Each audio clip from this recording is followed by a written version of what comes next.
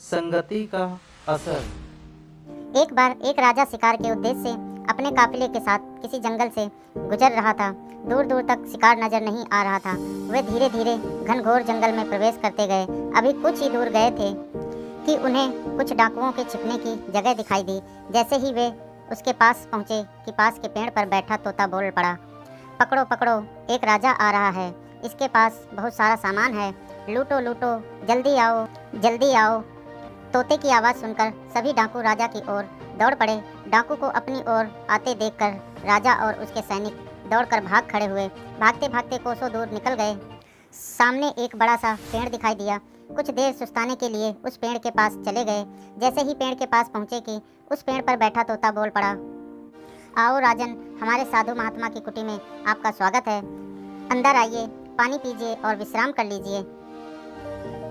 तोते की इस बात को सुनकर राजा हैरत में पड़ गया और सोचने लगा कि एक ही जाति के दो प्राणियों का व्यवहार इतना अलग अलग कैसे हो सकता है।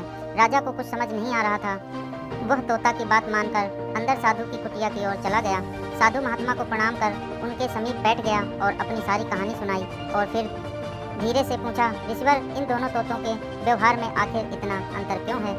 साधु महात्मा धैर्य से सारी बातें सुनी और बोले, ये कुछ नहीं राजन, बस संगति का असर है। डाकुओं के साथ रहकर तोता भी डाकुओं की तरह व्यवहार करने लगा है और उनकी ही भाषा बोलने लगा है। अर्थात जो जिस वातावरण में रहता है वह वैसा ही बन जाता है। कहने का तात्पर्य यह है कि मूर्ख भी विद्वानों के साथ रहकर विद्वान बन जाता है और अगर विद्वान भी मूर्खों की संगत में रहता है तो उसके अंदर भी मूर्खता आ जाती है। इसलिए हमें संगति सोच समझ कर करनी चाहिए। अच्छे के साथ में रहोगे तो अच्छी संगति मिलेगी आपको और बुरे के साथ में रहोगे तो बुरी संगति मिलेगी।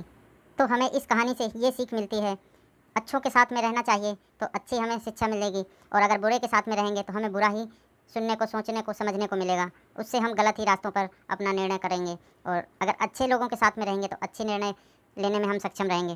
तो दोस्तों, ये वीडियो अगर आपको पसंद आई हो तो वीडियो को लाइक कर देना, चैनल को सब्सक्राइब कर देना, साथ ही बेल आइकन को प्रेस कर देना। तब तक के लिए नमस्कार, जय हिंद।